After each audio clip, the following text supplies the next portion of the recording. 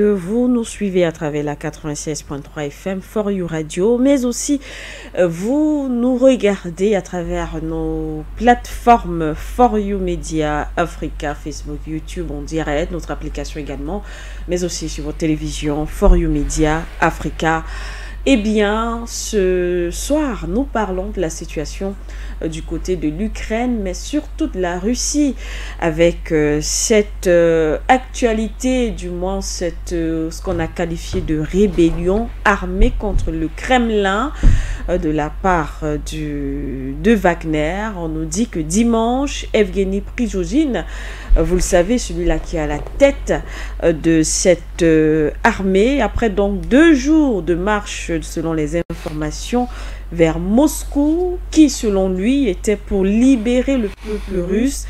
Il a donc décidé de mettre fin à cette action, enfin d'éviter de faire couler le sang russe, selon les informations qui nous sont parvenues.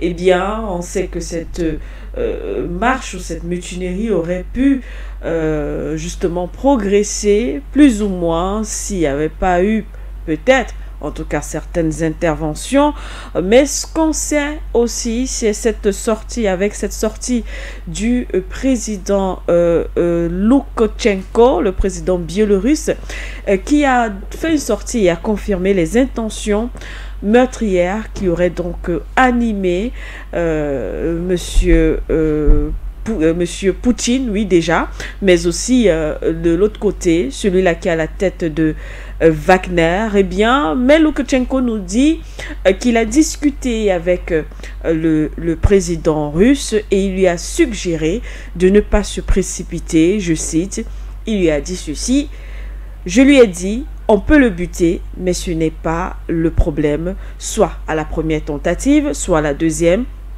mais j'ai dit, ne le faites pas. Donc, a dit M. Loukachenko, et puis de son côté, le président russe a répondu que ce serait d'ailleurs inutile. En tout cas, qu'est-ce qu'on retient finalement de cette affaire qui s'est déroulée très rapidement, on peut le dire, hein, c'est les événements qui se sont déroulés très très vite.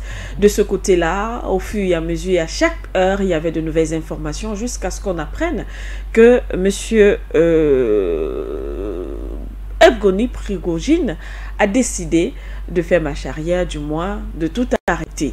Alors, que retenir quand on sait également que du côté de la Russie, on nous a dit que le gouvernement de ce côté-là a décidé de ne pas poursuivre Monsieur Prigojine, bien sûr, et ses alliés. Donc, on lui a offert ou donné 3 conditions. Soit il rejoint, bien sûr, ils peuvent rejoindre l'armée russe, ils peuvent rejoindre la Biélorussie, ou encore ils peuvent tout simplement, voilà, continuer tout simplement. Donc, et de l'autre côté, ce sera le second point autour de cette grande thématique. On sait que le groupe Wagner est présent dans certains pays africains et un peu plus d'ailleurs, précisément entre autres du côté du Mali, mais aussi de la République centrafricaine. Avec cet événement, est-ce qu'on doit s'inquiéter? On s'est posé la question, est-ce que l'Afrique ou les États africains sont entre de bonnes mains, bien sûr, en ce qui concerne leur sécurité?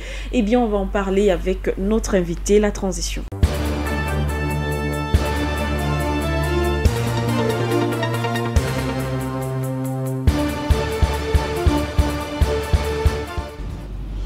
Notre invité de ce soir, le docteur Yambin Timba. Bonjour, bonsoir, docteur. Bonsoir, Madame Siké. Merci d'être là. Le plaisir partagé. Eh bien, vous l'avez suivi, on parle de cette affaire qui a fait bouger en tout cas notre week-end.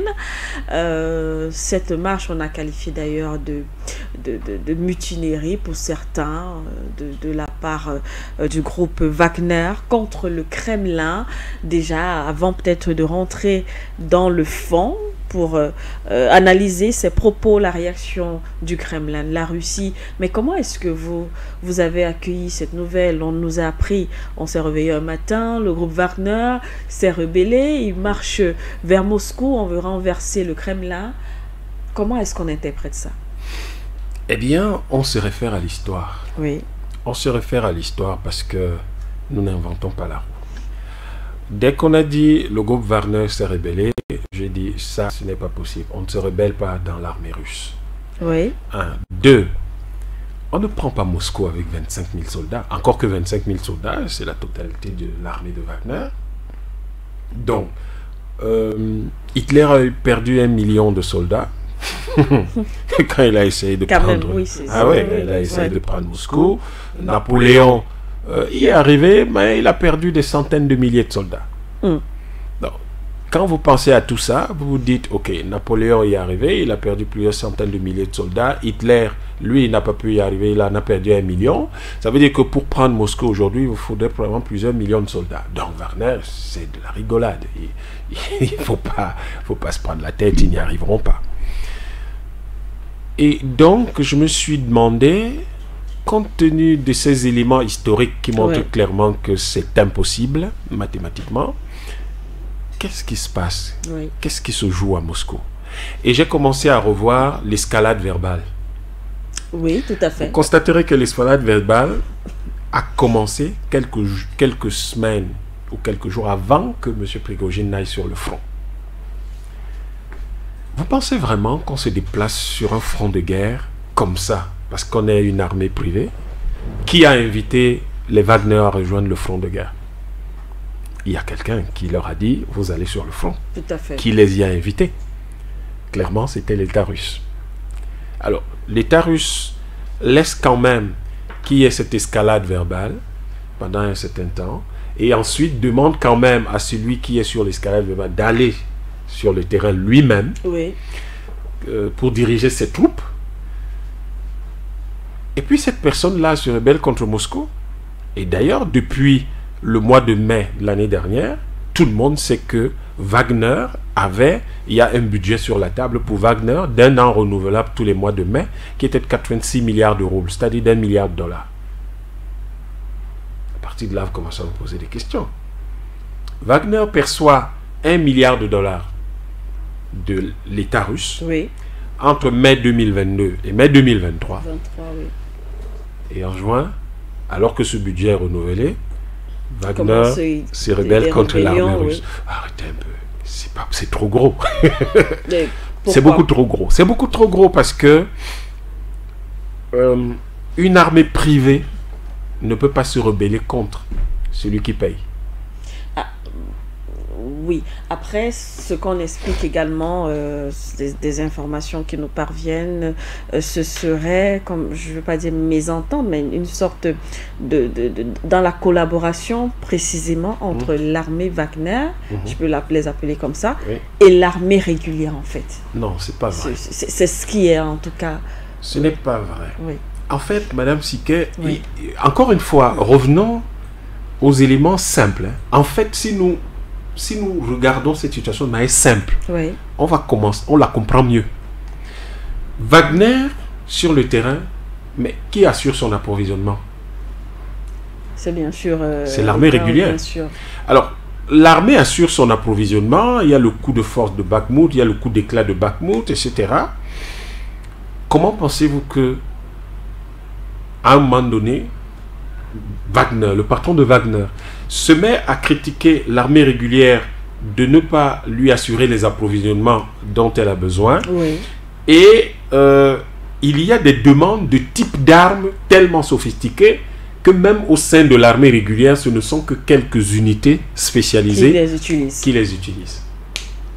Vous trouvez pas, tout ça paraît un peu bizarre en fait.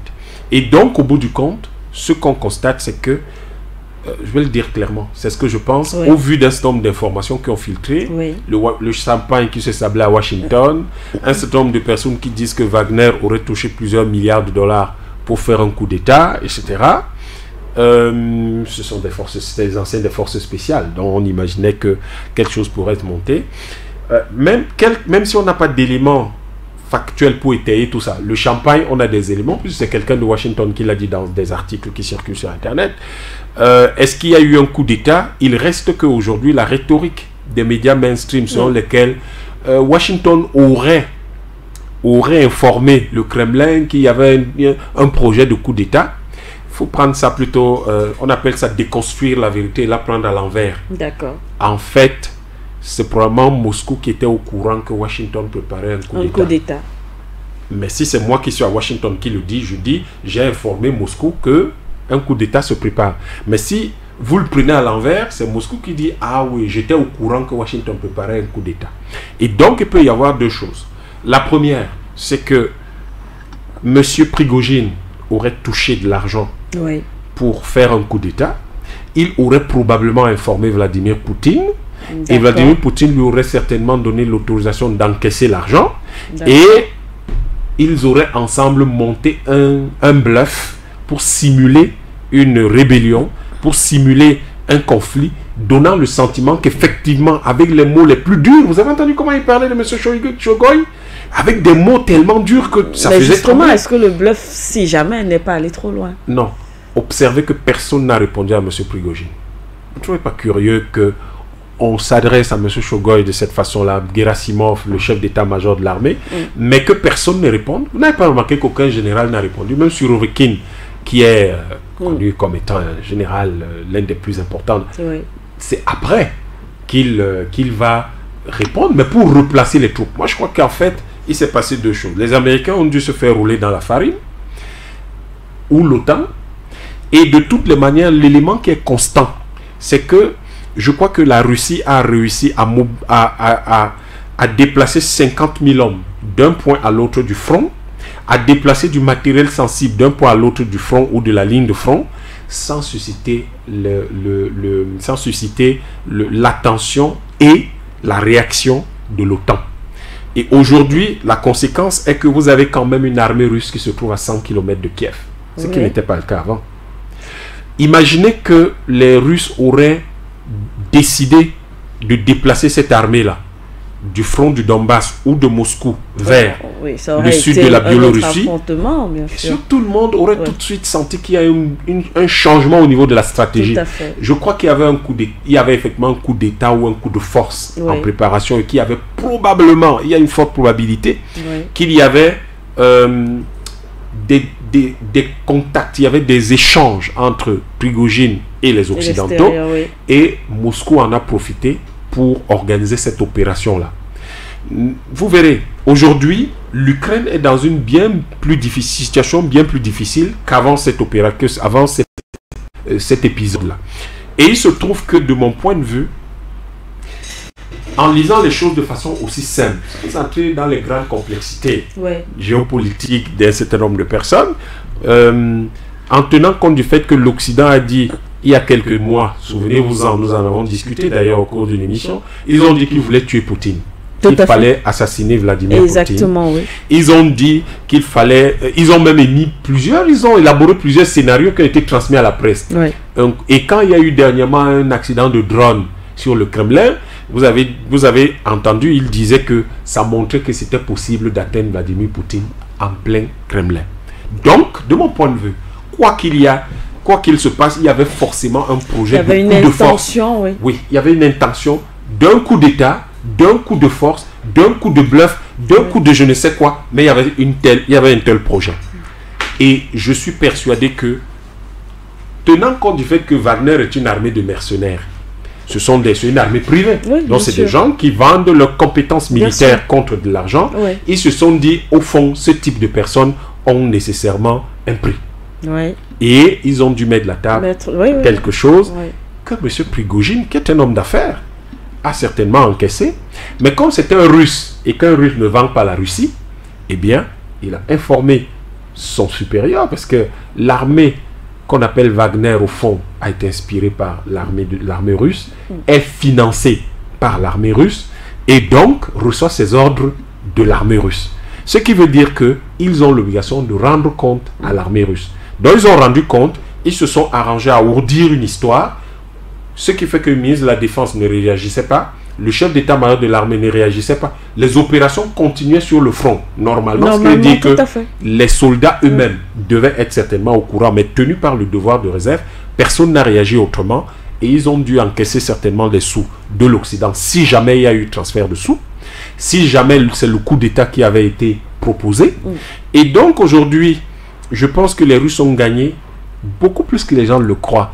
Toute la rhétorique autour, oui, Poutine a dit qu'il sera implacable, mais il a dit qu'il sera implacable. Après, il a quand même offert que les gens intègrent l'armée, réintègrent l'armée. Il a quand même offert que ceux qui ne veulent pas réintégrer l'armée, qu'ils aillent en Biélorussie. En Biélorussie, oui. Vous pensez vraiment, madame, qu'une armée hostile peut entrer en Russie et elle n'est pas détruite par les missiles Calibre et tout ça? Si ces gens-là sont capables, à partir de la mer Noire, de détruire des colonnes ennemies jusqu'en Syrie, 1600 km avec une précision chirurgicale grâce aux missiles Calibre, et de lancer des missiles hypersoniques qui sont capables de détruire des colonnes à 20 km de la frontière polonaise à partir de l'Oural, c'est-à-dire à plusieurs milliers de kilomètres de là. Vous croyez vraiment qu'une colonne peut entrer en Russie, progresser, on dit elle est arrivée à 400 km de Moscou, à 100 km de Moscou, sans aucune réaction? Et comment expliquez-vous que l'armée russe serait allée intercepter Wagner avec des fusils d'assaut? On va intercepter des chars de guerre avec des fusils d'assaut. C'est-à-dire que moi j'ai des chars et vous venez m'intercepter, vous venez avec des fusils d'assaut.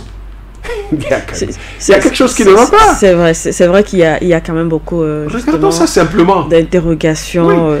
Donc à partir de là, il y a quelque chose qui est clair. Et lorsque M. Loukachenko, le président, il dit non, on peut le tuer, mais ne le tuez pas. Ça vous rappelle rien? Ça vous rappelle on ne tue pas Voltaire, du général de Gaulle contre Jean-Paul Sartre.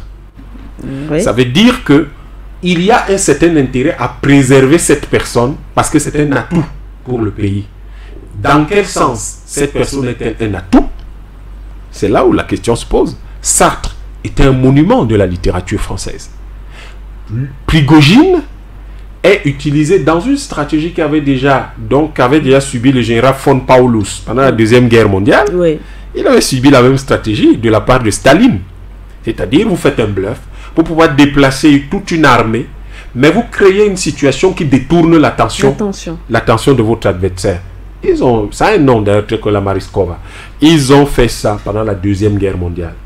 Et ça s'appelle, il y a du temps de Napoléon, ils sont venus, ils ont appelé ça la stratégie de la terre brûlée. Ils ont commencé à brûler Moscou pour pouvoir déplacer les troupes, et c'est grâce à ces troupes qu'ils ont reconquis Moscou. Donc je pense que les Russes ont simplement utilisé la connaissance de leur histoire. Et la situation aujourd'hui est telle qu'au fond, il faut continuer à jouer le jeu. Parce que si Poutine tout de suite se redresse pour dire oui, mais non, tout le monde va vite comprendre le bluff. Il a fallu que pendant ces derniers jours, qu'il continue à jouer le jeu du président qui était attaqué, éventuellement affaibli. Mais vous avez suivi ce qui s'est dit lors de la dernière réunion avec l'état-major de l'armée russe.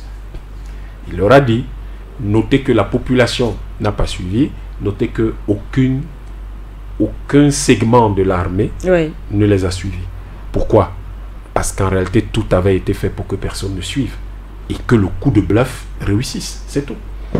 Et effectivement, c'est vrai qu'il y a eu beaucoup d'événements qui ont suscité des interrogations. Absolument, surtout, vous l'avez d'ailleurs relevé, la réaction du côté de Kremlin face à une armée qui, dit-on, venait vous renverser, et qu'à la fin, le Kremlin réagit et décide qu'il n'y aura aucune poursuite judiciaire contre ces derniers. Ils ont donc le libre choix de rentrer chez eux s'ils veulent, intégrer même cette armée régulière, effectivement, ou encore rejoindre la Biélorussie. C'est vrai que ça suscite quand même beaucoup d'interrogations. Mais beaucoup d'interrogations se demandent, et les événements se sont déroulés très vite, Dr Yam. On a le matin, on a cette sortie de Prigogine vraiment radicale, voilà, musclée, merci. Et puis quelques heures après, le soir, le lendemain, je sais pas trop, on nous dit qu'il s'est rétracté. Oui, il ne veut pas que le sang ressorte. Voilà, c'était... C'est vrai qu'on n'a pas compris. Mais on n'a pas compris parce qu'il était dans son jeu. Oui. Il était dans son jeu. Moi, je crois que Prigogine a joué un rôle. Et ça ressemble à la manière dont on pousse les pions d'un jeu d'échecs. Et je crois que il fallait démontrer toute sa détermination à ceux qui pensaient l'avoir acheté. Et aux Russes, l'état-major russe le ministère de la Défense et le Kremlin, de leur donner l'opportunité de démontrer qu'ils pouvaient arriver à Moscou. Oui. Mais par la suite, évidemment, les arrêter là où ils avaient convenu qu'ils seraient arrêtés. D'abord, il y a une autre chose. Quand aujourd'hui, au fond, personne ne sait où se trouve M. Prigojine. Ça, c'est déjà c'est vrai, oui. Personne ne sait où se trouve. On sait qu'il a emprunté un des avions de Wagner, mais personne ne sait où l'avion a atterri. Oui. Qui dit même aux gens qu'il est en Biélorussie? Il est certainement rentré, il dort dans son lit quelque part au Kremlin. Et tous les soldats qui ont été envoyés en Biélorussie, c'est quand même assez curieux parce que tous ont été intégrés comme instructeurs dans l'armée de Biélorussie. Et le président Loukachenko dit, ils sont aguerris, ils ont de l'expérience, ils pourront nous dire aujourd'hui comment se fait la guerre. Puis, je vous dis, regardons ça avec simplicité, ne compliquons pas les choses.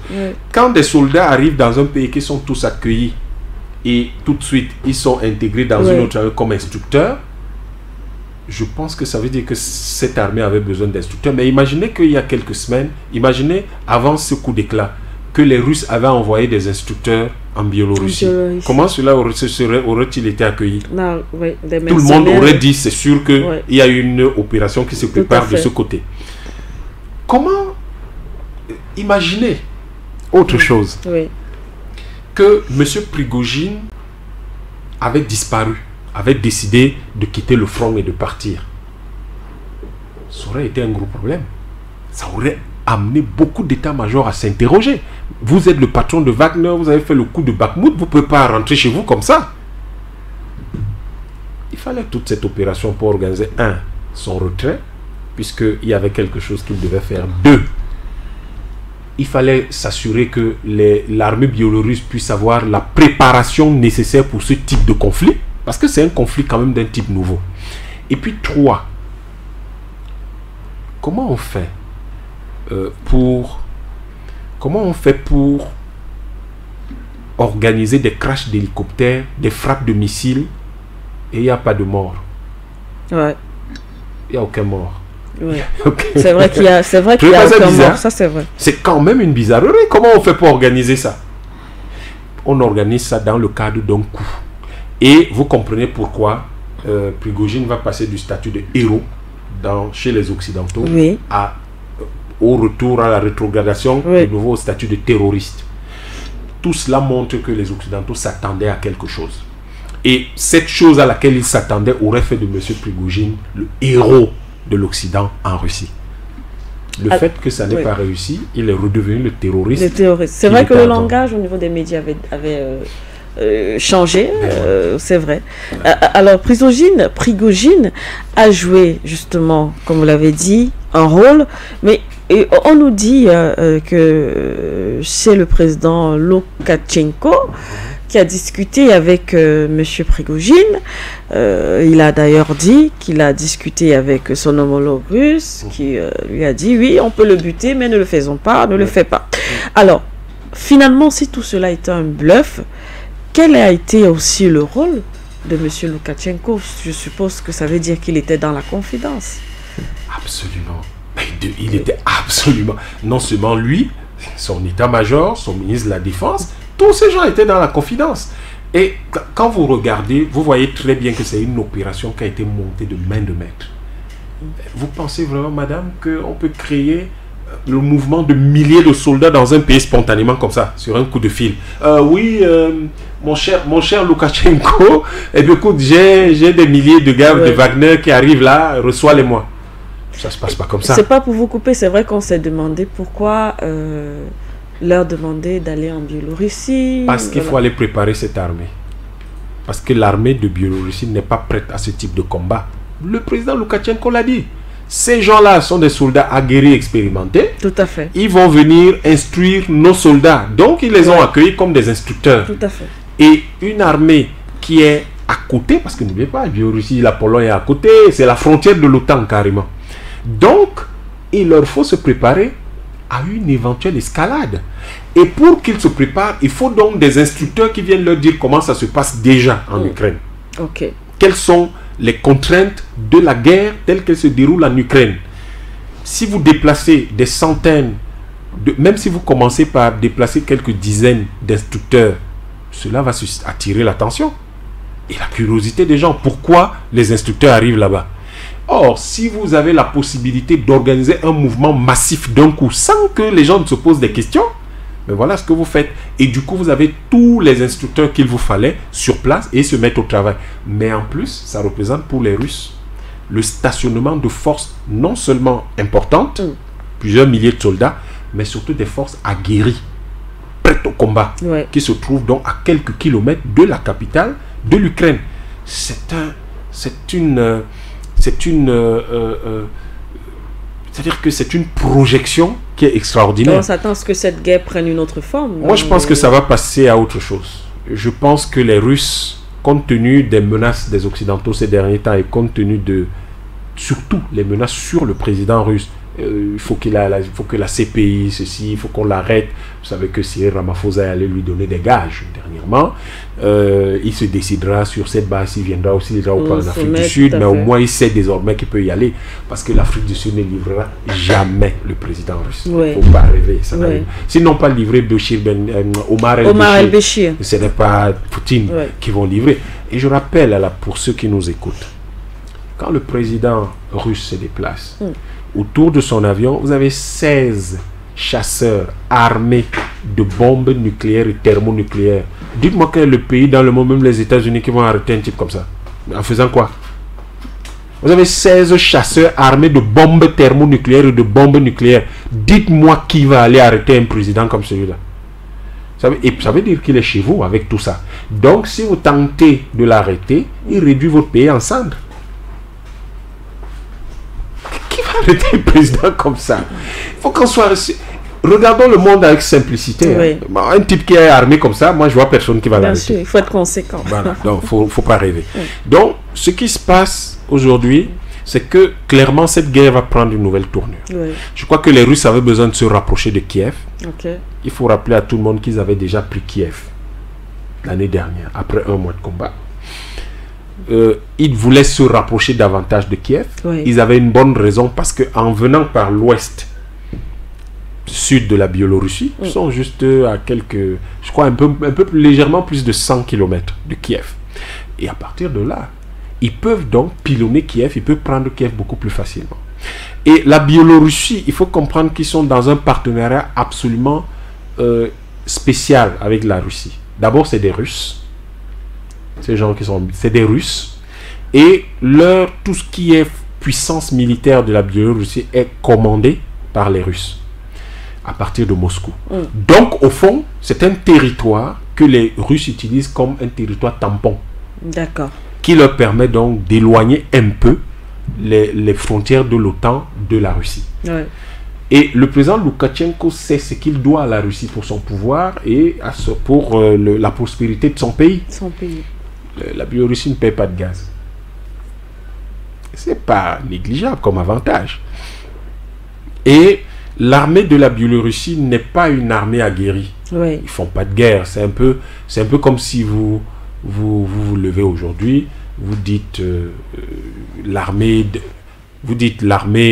d'un pays comme je dis quoi, par exemple la Finlande. L'armée finlandaise ne fait pas de guerre, n'est pas aussi aguerrie que l'armée d'un pays qui fait la guerre. Donc ce qui se passe, c'est que il leur fallait une sorte de mise à jour. Et cette mise à jour, eh bien, elle a été fournie par ces soldats de Wagner qui sont tous, je le répète, des anciens des forces spéciales. Et ces anciens des forces spéciales ont donc non seulement des techniques très particulières, mais en plus, ce sont des soldats qui sont très expérimentés et qui viennent du terrain. Alors, on sait également que cette affaire a suscité beaucoup non seulement d'interrogations, mais en tout cas de réactions avec, comme on a l'habitude de le dire, d'ailleurs, on le sait d'ailleurs, la Russie, du moins Wagner, qui est présent dans certains pays africains. Ce sera d'ailleurs le second point de cette analyse. Alors, il y a certains qui pensent d'ailleurs que c'est un argument pour Washington en Afrique.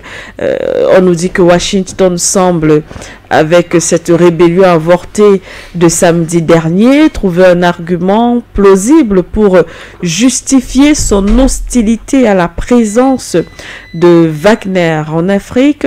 Eh bien, le département d'État américain vient donc de transmettre un message d'alerte aux pays africains quant à un hypothétique danger que constituerait le groupe paramilitaire russe en Afrique. Est-ce que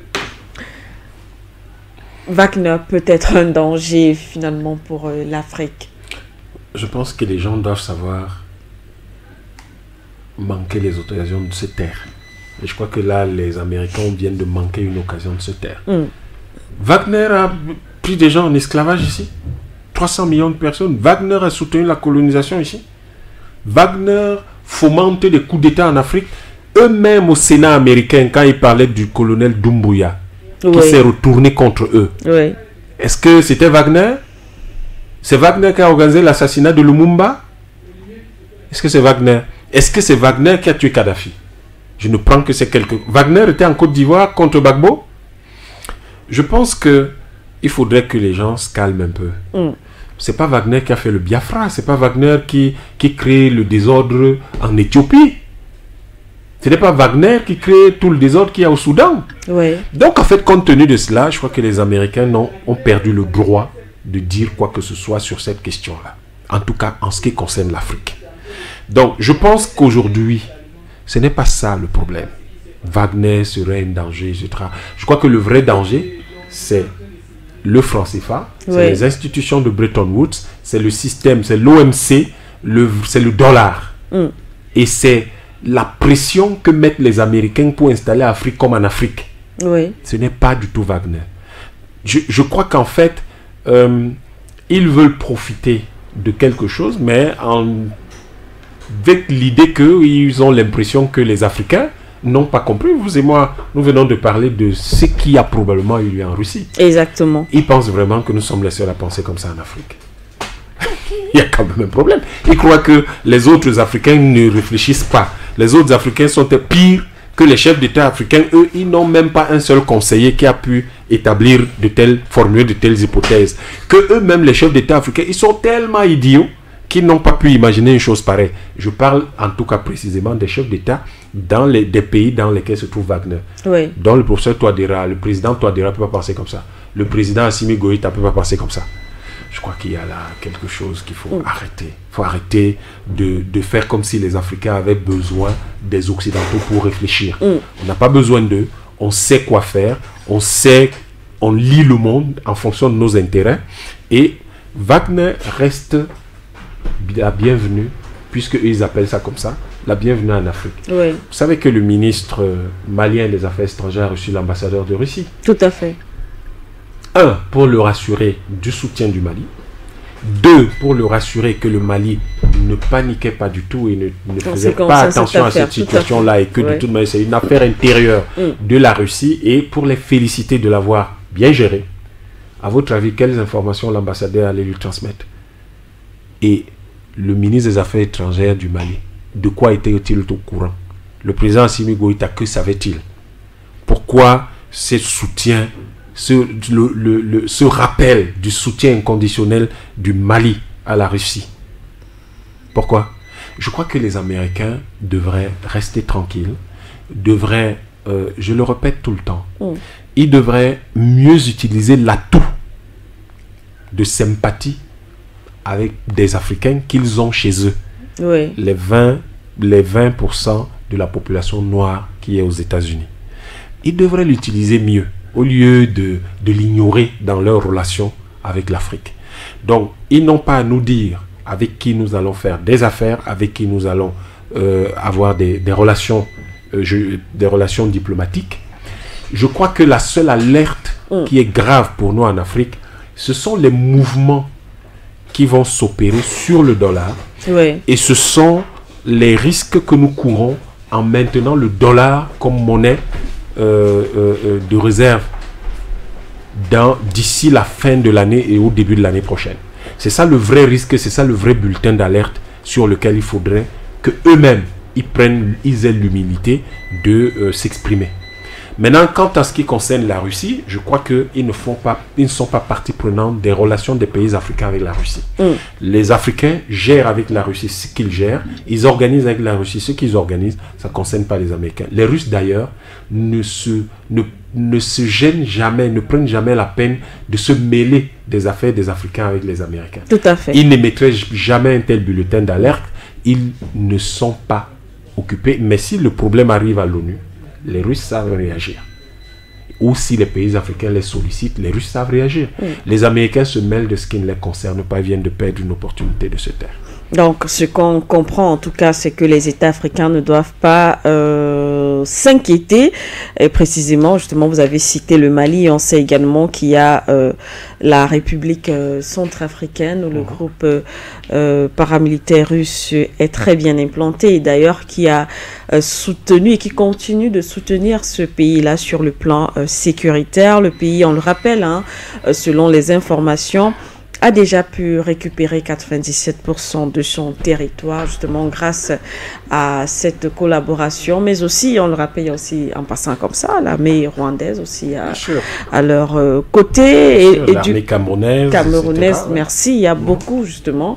Et il y a aussi le Mali, aussi, effectivement, où on sent que le pays renaît, en tout cas, de plus en plus, surtout au niveau sécuritaire, et où on est plus ou moins d'accord, c'est que c'est une armée aujourd'hui, l'armée malienne, qui est très bien aguerrie et très bien équipée justement, et c'est la conséquence de cette collaboration.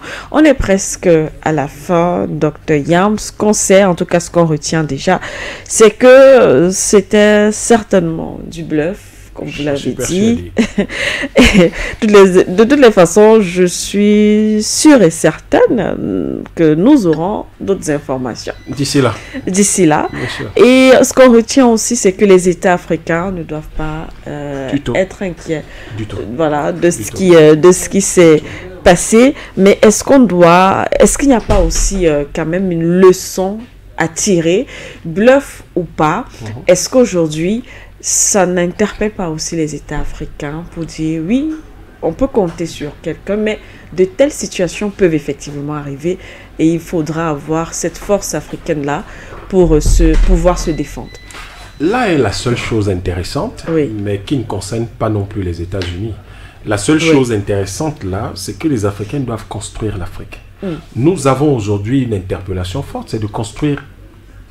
Le Mali vient de l'écrire, de le réitérer dans sa constitution, l'intégration africaine. Nous devons intégrer politiquement l'Afrique. Tant que nous allons rester sur des petites républiques qui ne valent pas grand-chose sur le plan international, même l'opportunité des BRICS va nous passer sous le nez.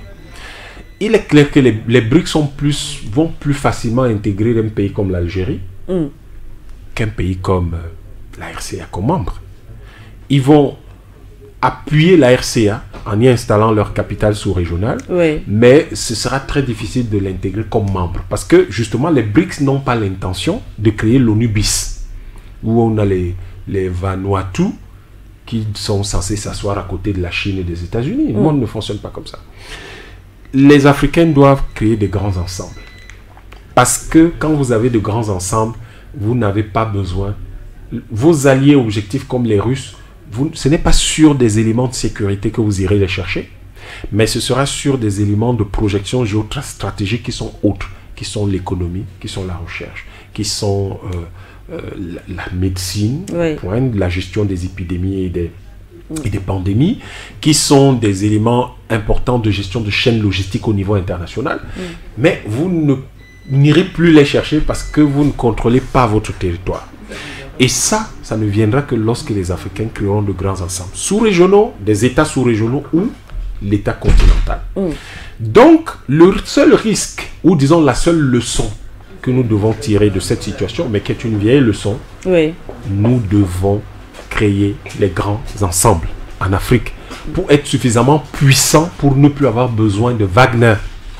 Nous n'avons pas à rester des petits pays qui ont besoin de Wagner, qui ont besoin de bases militaires françaises, qui ont besoin... Non. il faut que tout cela soit, que l'Afrique soit libre de toute présence militaire étrangère. Et ça ne peut être possible que si nous réussissons avec le temps à nous réunir, à intégrer politiquement et économiquement au moins les sous-régions, mais au mieux le continent tout entier. Ouais. Et l'autre aspect de la leçon à retenir, c'est de voir à quel point les grands peuples, les autres peuples, ont la capacité de se jouer du reste du monde dans une situation comme celle-là, parce que ces peuples-là ont des fondamentaux extrêmement solides. La Russie aurait été un petit pays, aurait été un pays fragile, que effectivement les Russes auraient pu être achetés. Donc les Africains doivent savoir qu'on ne vend pas son pays, il n'y a aucun prix pour son pays. Nous ne devons jamais négocier. Et le président Ramaphosa le rappelait dernièrement au sommet sur le nouveau pacte mondial, nouveau pacte financier mondial. Oui. Notre souveraineté doit devenir la ligne rouge ultime pour les autres. Et on voit très bien comment un Russe se lève et dit le sang russe ne doit pas couler. Ça veut dire que pour lui, la souveraineté russe, le sang des Russes, c'est des choses sacrées. Oui. Ça doit devenir la même chose pour nous. Il n'y a plus de raison qu'un Africain puisse penser, donner l'impression qu'il y a un prix pour l'Afrique, puisse penser qu'il y a un horizon, que tous les horizons peuvent être franchis par les Occidentaux chez nous. Nous devons savoir dire non. Ça donne l'opportunité d'interpeller le Soudan. Vous ne pouvez pas vous permettre de faire ce que vous faites. Le sang des Soudanais est un sang sacré. Les Soudanais, mais c'est de là que ça fait partie des grands moments de la civilisation en Afrique et pour l'humanité. Donc, nous ne pouvons pas comprendre que deux généraux puissent se discuter au point d'en arriver à verser le sang des Soudanais.